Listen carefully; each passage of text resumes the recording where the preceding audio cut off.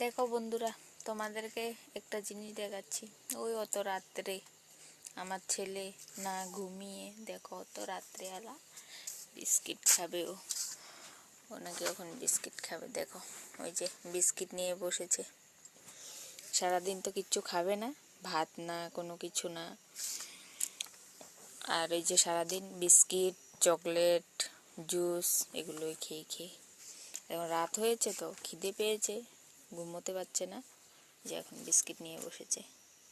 তখন বাজে রাত 11টা, ও এক্ষুনি বিস্কিট খাবে। কি করব?